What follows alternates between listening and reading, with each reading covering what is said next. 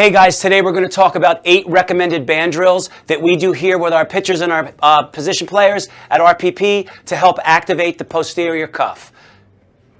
We're going to look at a handful of topics in this webinar. Number one, we're going to look at the purpose of band training. Great ways to improve blood flow, and they're great for activating the posterior cuff musculature. However, making sure you're not using too heavy of a band or too high of a resistance is crucial in making sure you're maintaining good form and not using the wrong, bigger muscles. It's also important to remember band work is not strength training. With a few exceptions when training eccentrically, I repeat, band work is not strength training. It's used primarily for activations.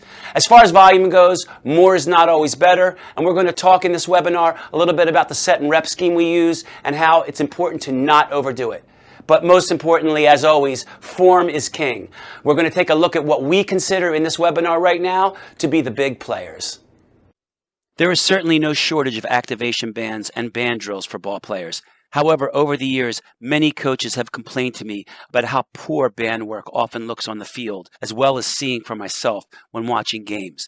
Here we can see an example of a player, maybe because he's using too heavy of a band, going into excessive lumbar extension, not really activating that cuff, but laying into his lower lumbar a little bit too much.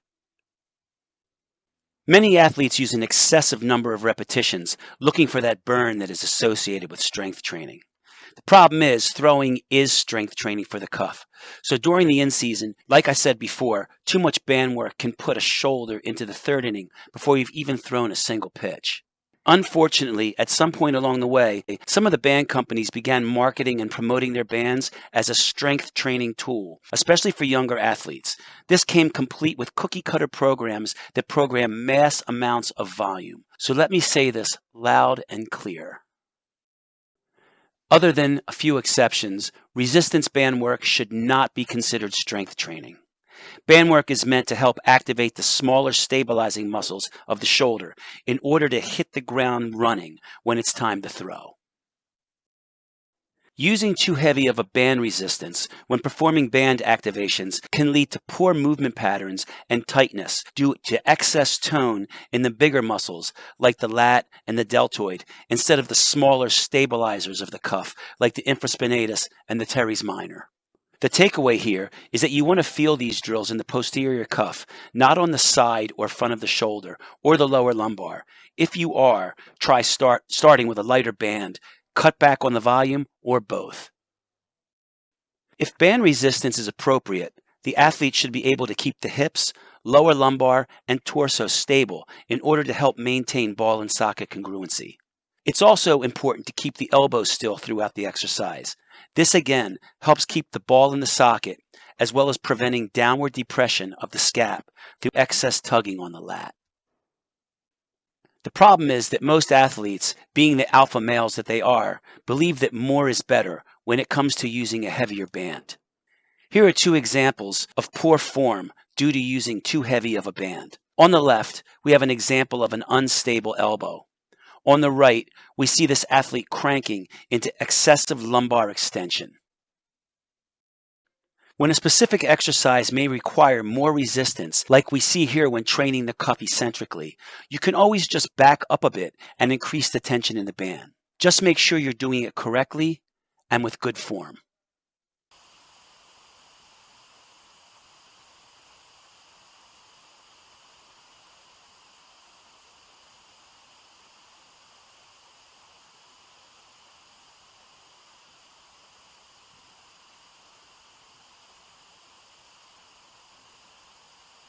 Here's a recommended list of band exercises that we use for a warm-up pre-throw. As you can see, we do 1 to 2 sets of 10 reps each, no more.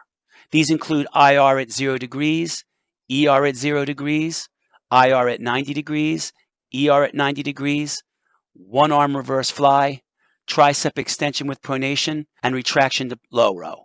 And we're going to look at each of these and talk a little bit about what they do.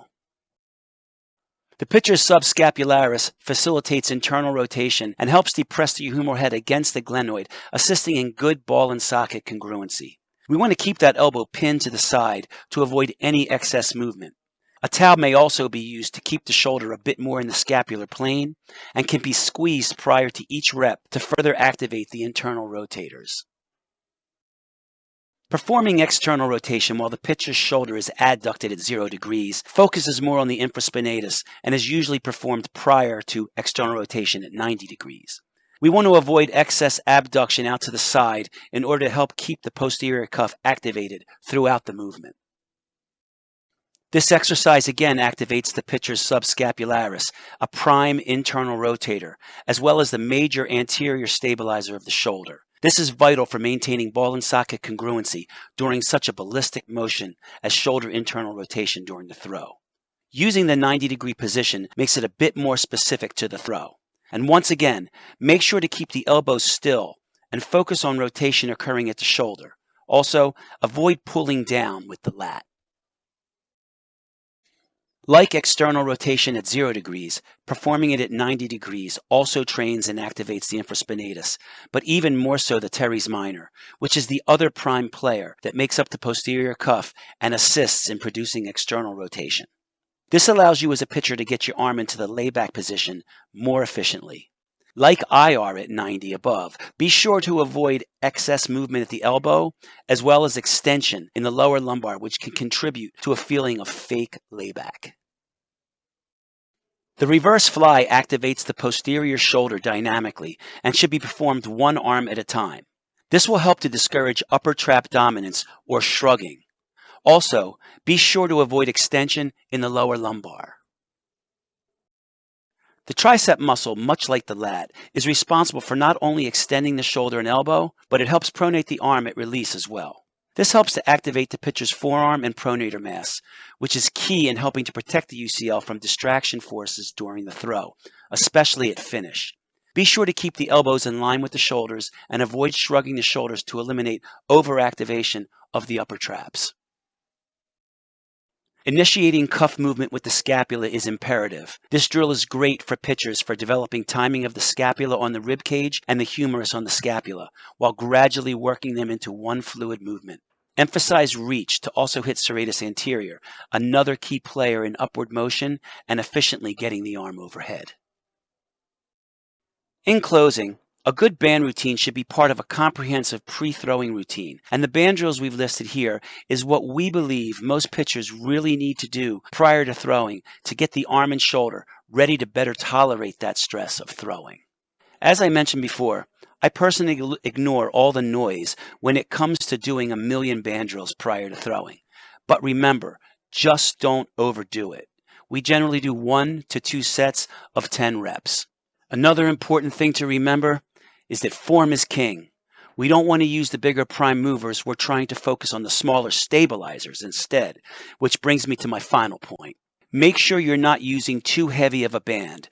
We've found that even our bigger, more elite guys feel it more where they're supposed to by not using too heavy of a band. Our RPP activation bands use slightly less resistance than the standard heavy band, and it allows our guys to get in better positions and feel it where they're supposed to feel it in the posterior cuff. You can find our activation bands at our store on our website at the link listed below in red. Well, that's it. I'd like to thank everybody today for tuning in. If you want to find out more about arm care, pitching, strength training, any kind of baseball training, you can go to RPP Baseball Training and Development, RPP Baseball. This is our address, 40 Eisenhower Drive, Paramus, New Jersey. There's our contact info. You can go to our website at www.rocklandpeakperformance.com or check our Twitter page out or our Instagram page out as well. Thanks for tuning in and see you next time.